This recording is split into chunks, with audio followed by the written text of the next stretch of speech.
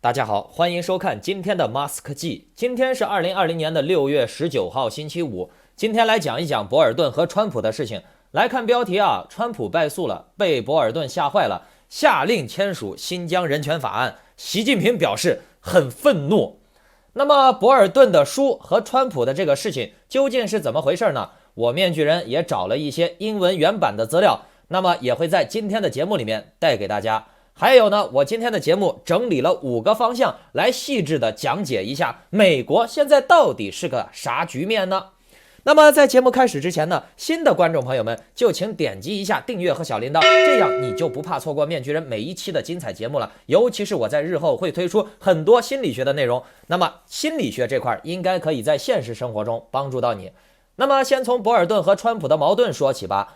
博尔顿一直是极右派，如果说博尔顿不是右派，那美国就没有右派了。先来说说这个美国这几年的战略布局啊，博尔顿奉行的战略是积极出击，配合自己的盟友，给对手施加极限的压力，来获取美国利益。而川普的策略是收缩军队，召回军队，以节省开支来获取利益。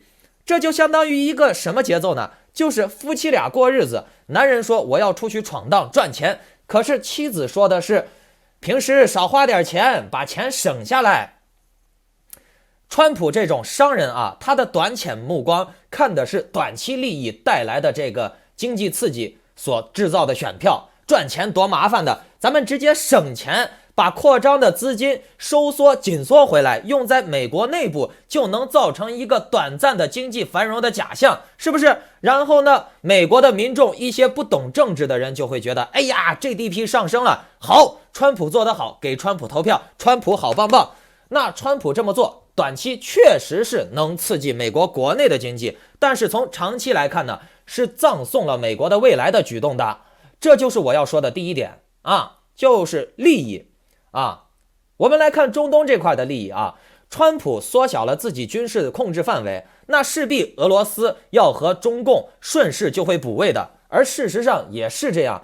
川普出卖了库尔德以后，俄罗斯顺势就收编了库尔德人。库尔德势力人民保卫力量的总司令马斯洛姆·阿卜迪在23日和绍伊古的视频对话中，感谢俄罗斯与土耳其达成的协议，并表示库尔德民兵组织将支持俄叙联军在边境巡逻。那这个库尔德呀，为美国控制中东地区可是死了不少人的呀。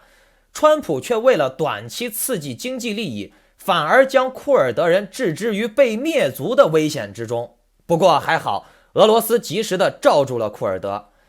当时博尔顿对这件事呢是极力的否定的，可是没办法呀，谁让博尔顿不是总统呢？对不对？那到这儿了，川普等于是把中东的制霸权和中东最强的游击部队之一库尔德武装直接拱手相让，送给了俄罗斯。那美国虽然说短期内省下了钱，省下了军费，但是美国也失去了中东这块长期赚钱的阵地，放弃了中东的市场。而事实上，你们之前也看到了，俄罗斯和沙特联手敲了美国一笔。在油价快崩之前，川普个傻货买了一大堆油，是不是？那么第二点，我再来说一说香港啊。香港是美国最大的贸易顺差地，它给美国提供了近20万的就业岗位，数千家公司。那就在习近平准备拿下香港的时候，川普一直缩手缩脚，还是想着要自己的选票，甚至是拿香港作为和习近平谈判的筹码，只想着去短期刺激自己的选票。那习近平也不傻嘛，你看现在的这个数字货币在香港推出，那是铁定的了。习近平可不在乎你美国是什么关税壁垒的什么的，以后就直接绕过你美国和欧盟东南亚地区，形成农村包围城市的效应，少你一个美国也无所谓。实际上呢，非洲沿线的国家很多已经不用美元结算了，钱是个啥东西嘛？钱不就是用来换物资的嘛，买东西的嘛，对不对？那好说好说，你要钱行，锦衣玉食，绫罗绸缎，你要啥朕就赏赐给你啥，要人有人，要钱有钱，要女人给你女人，对不对？你拿钱无非也就是换这些东西嘛，这些东西我中国有的是，给你。现在香港发行了一揽子数字货币，欧盟、日本、韩国、缅甸、新加坡都已经加入进来了。中国有大量的劳动力、廉价物资呀，它可以用这些东西跟世界勾兑呀，你们知道吗？只是中国人民用数字货币就恶心了。中国人民用数字货币是要被极限压榨的，想冻结你就冻结你。微信不是已经开始做预演了？微信把一个这个微商的人30万给冻结了，直接没收了，不给了。那有人说，韩国、日本为啥要参与跟中共搞数字货币呢？那面具人，我告诉你，美国现在表示的态度就是，你要我出兵保护你 ，OK， 军费要大涨，那这就有点趁人之危讹诈的嫌疑了。韩国就明显的表示不愿意再增加军费了，那不愿意增加军费，是不是？不愿意增加军费我就撤军。你看美国现在也说了不当世界警察了。美国一说自己不当世界警察，金正恩就立刻跳出来开始部署军事设施了。那这可把韩国和日本都吓坏了。金正恩跳出来要咬人了，那咋办呀？美国不帮咱怎么办？有中国呀。中国不单帮日本和韩国，他还给日本、韩国大撒币，多好的事情！你说是不是？我又不用花钱给川普那么多军费了习大大罩着我，对不？习大大还给我那么多钱，那我当然是要跟着习大大一起玩的啦。至此，美国也已经丧失了对香港的控制权，对东亚的控制权了，成功的被习近平踢出了香港以及东亚的赌桌。现在香港这块的利益，不是说你美国走不走的问题，是你美国走不走已经无所谓了反正习近平已经农村包围城市嘛，跟欧盟直接玩嘛，对吧？你只是一个美国嘛，对不对？还有印度这边呢，应该也会在不久的之后会和中共勾兑的加入一揽子货币。别忘了，印度也是在一带一路中拿到了很多好处的，再加上这次两家打肉搏战，也只是为了测试一下双方大佬的态度。川普也确实是一如既往的说到做到，美国的军队只保护美国，所以你看美国这次并未对印度施以援手，而俄罗斯却又是第一时间支援印度了1000辆坦克，对吧？这些都是来测试美国的态度的。你看美国不当世界警察了，世界上现在出了这么多事儿，大家肯定都是要为了自己的利益进行扩张嘛，对不对？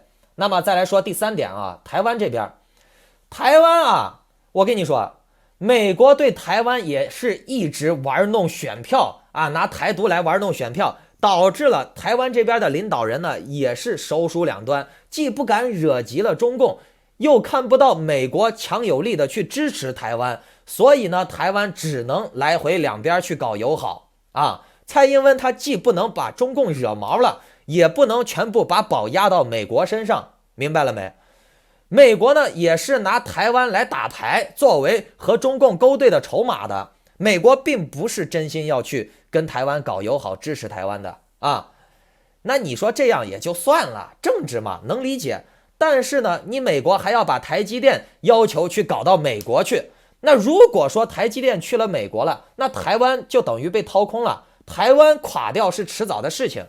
那这又是川普极度自私自利、短视的表现还是我说的那句话别人都拿自己的资源、拿自己的人命、拿自己的金钱、拿自己的技术来帮你美国伟大别人都帮你美国牛逼了，那别人自己当傻逼，那你觉得可行不然后呢，就是台湾总统府这边呢，也把台积电去美国的这个事情给否了。全球最大的晶圆代工厂台湾集成电路有限公司15日宣布，在美国联邦政府的支持下，将在亚利桑那州投资120亿美元设置5奈米制程技术晶圆厂，2021年动工，2024年量产。台湾媒体报道，这项投资是由台湾官方政治介入，台湾总统府则予以否认。明白了没？总统府是不支持这个事情的。那当然了，台湾也不傻，把赚钱的技术人才都给了你美国以后，那你美国就更没有理由去保护台湾了，然后台湾就自己完蛋吗？除非蔡英文是和川普这样只看短期利益的蠢材。那么我们再来看第4点川普与欧盟交恶实在是不应该。川普自从上台以后一直打压欧盟的经济要求提高自己的经济。欧盟一直在给美国当吹鼓手呀，你们知道吗？欧盟一直在给美国背书那没有功劳也有苦劳，对不对？落点好处怎么了？不合理吗？欧盟如果是站在你美国的角度，帮你美国说一些话，做一些事情，那人家拿点好处是理所应当的。你同样可以横向对比这些非洲国家啊，朝鲜还有那些亚非拉国家，帮习大大说话，给习大大投票，那习大大不是给人家大量的撒钱，大方得很呢，对不？那你川普不愿意撒钱，不愿意就不愿意嘛，不愿意我就跟着习近平玩，对不？那你再看一个事情啊，特鲁多还帮你川普抓人了呢，对不对？特鲁多帮你把孟晚舟抓了呀，那你美国咋不敢抓一个中共的重量级人物呢？那特鲁多就会说了，我把孟晚舟抓了，你有种你把习近平也抓了呀。所以你们去看啊，特鲁多是极度瞧不起川普的啊。特鲁多已经不下好几次在公开场合去这个讽刺川普、挖苦川普了。特鲁多认为川普是个草包土锤。你们别听大外宣说特鲁多怕了习近平怎么的啊，他是政客，当然明面上要说啊，加拿大的司法的问题我管不着呀，哎呀，要救孟晚舟你去问法律界，哎，我特鲁多只是一个小小的总理，我管不着，那是法律问题，明白了没？这就是政治，这就叫甩锅啊。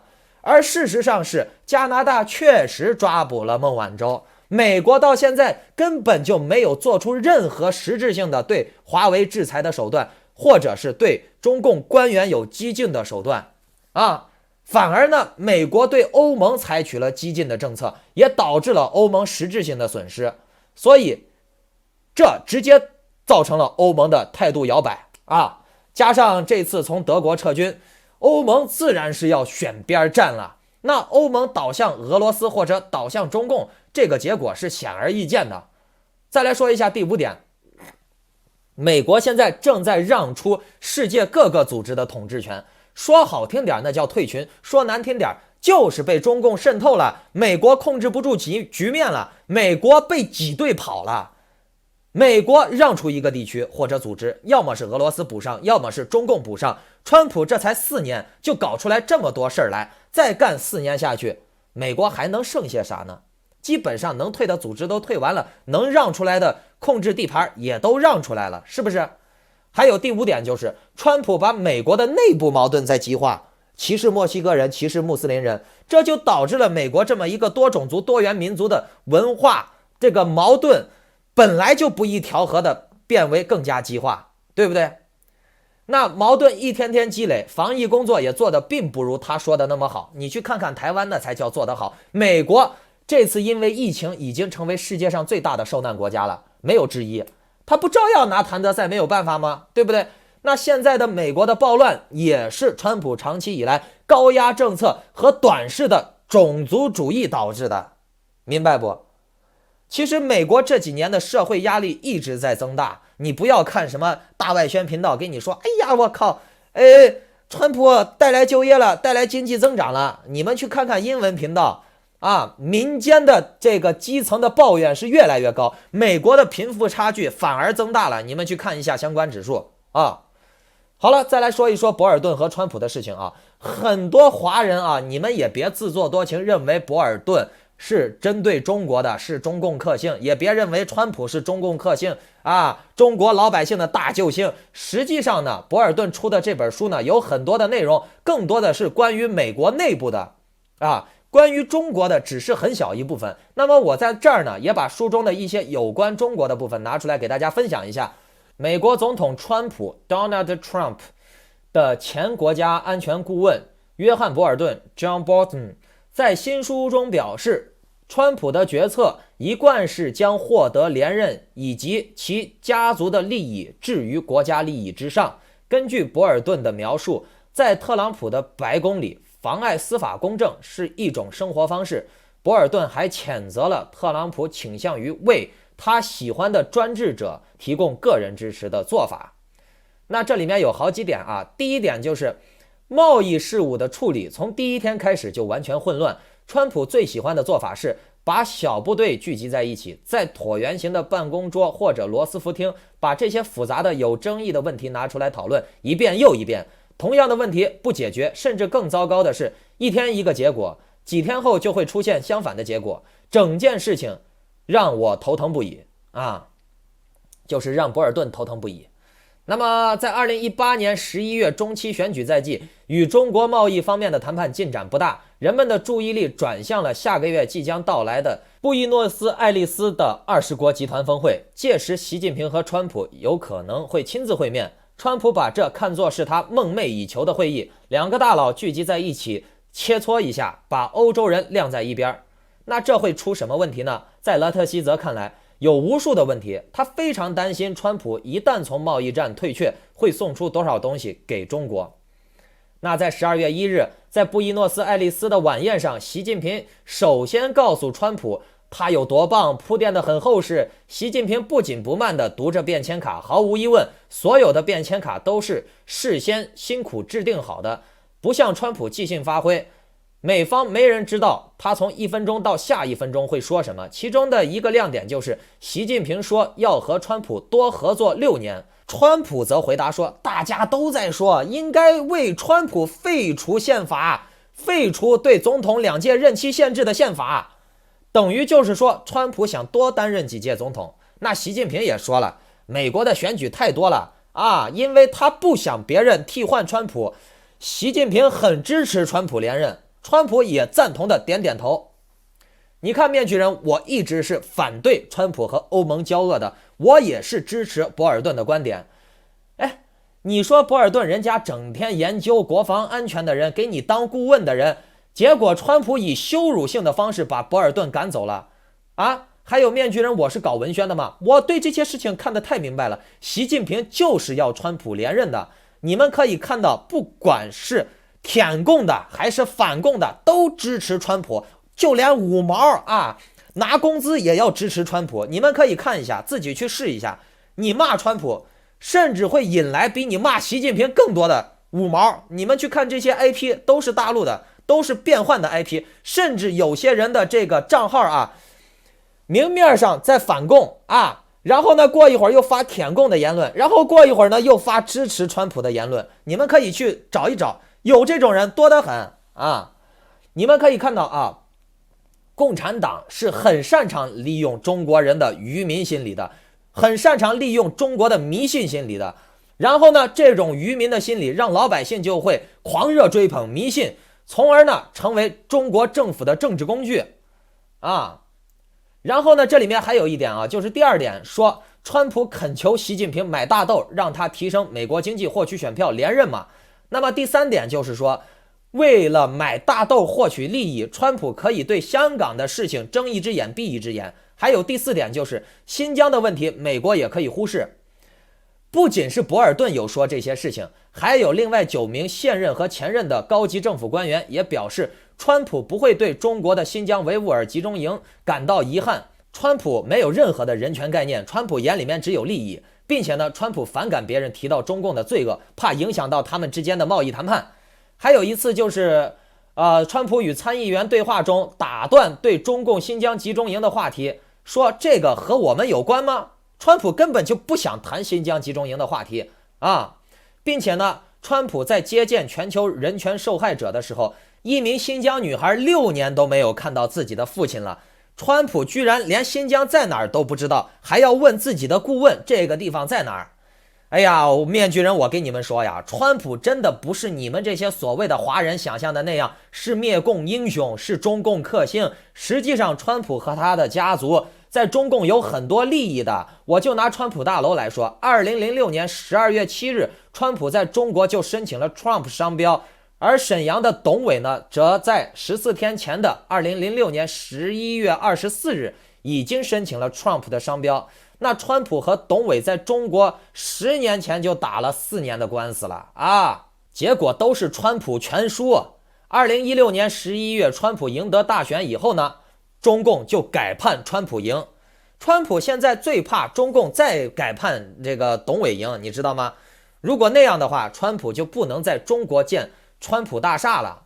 那在博尔顿爆料以后呢，川普现在面临美国的舆论压力和世界的舆论压力，现在才想起来把已经搁置了好久的在那儿吃土的新疆人权法案拿出来签署了。他现在才口头上又强硬起来，说不排除和中共脱钩了。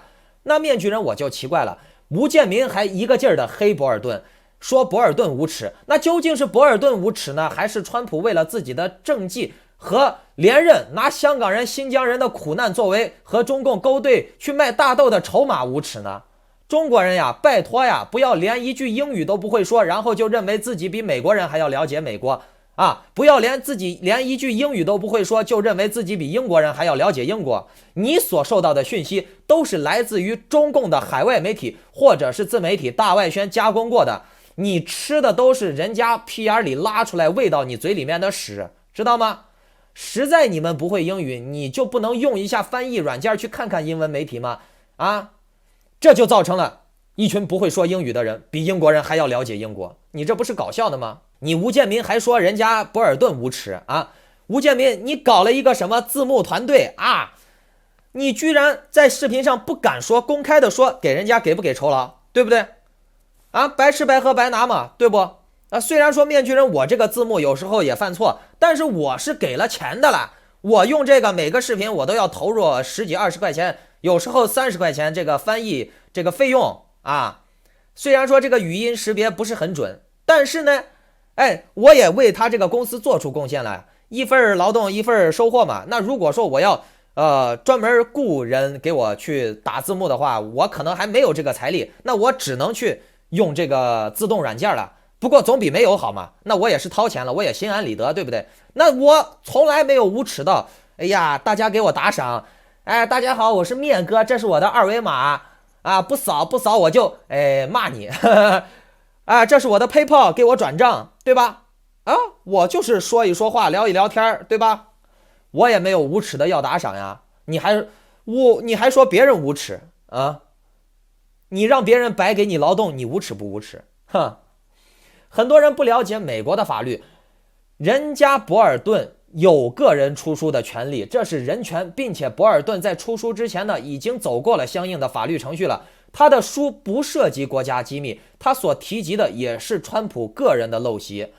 在担任国家安全顾问长达17个月的博尔顿与政府签署了标准的保密协议，同意将其有关任职的任何手稿提供给白宫进行出版前的审查，以便政府确保这里面不包含机密信息。正如司法部自己诉讼所承认的那样，博尔顿于2019年12月30日做到了这一点。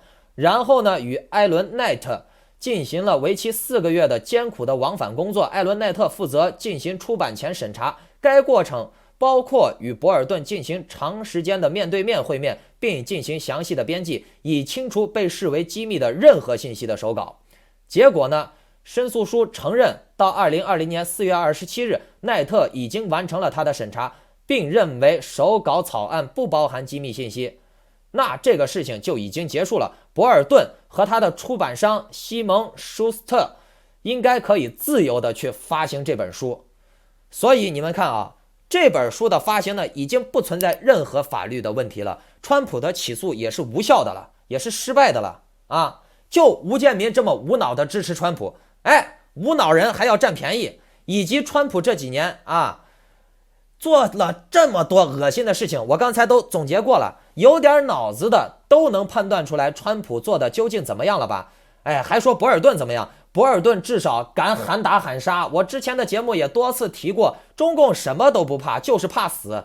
博尔顿的这一套喊打喊杀对独裁者是最有效的。如果不是博尔顿这次爆料的话，川普会签署新疆人权法案吗？那个人权法案都放到那儿都快烂了，吃土吃了好久了。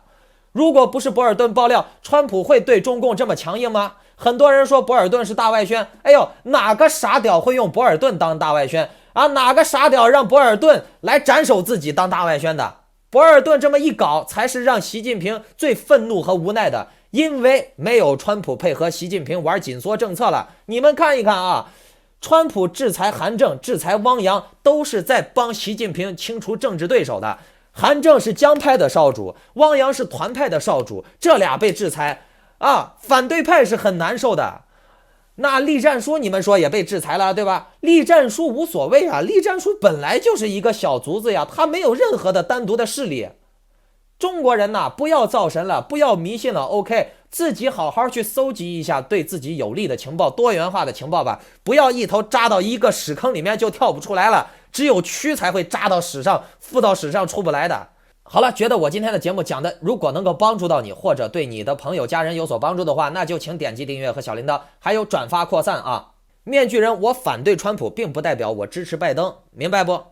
而且呢，对于拜登，我最近一直还在摸索，还在了解。你们所谓的支持川普、反对拜登，或者支持共和党、反对民主党，你们的理由是从哪儿来的啊？我把民主党的这些党章英文原版给你，你看不懂吧？我把这个有关于共和党的新闻拿出来给你，你看不懂吧？那你告诉我，你对民主党的了解，对共和党的了解是从哪儿来的呢？